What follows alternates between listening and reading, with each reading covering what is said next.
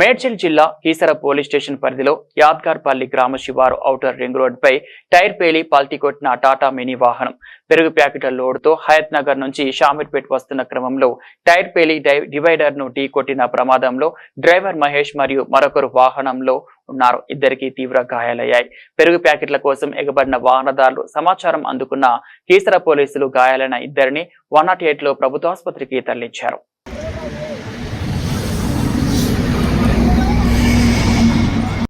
ఇంకోటి ఏంటంటే ఇక్కడ ఇద్దరు పిల్లలు ఉన్నారు పాపం, వాళ్ళు వచ్చి వాళ్ళని బయటికి లాగారు బండిలోంచి.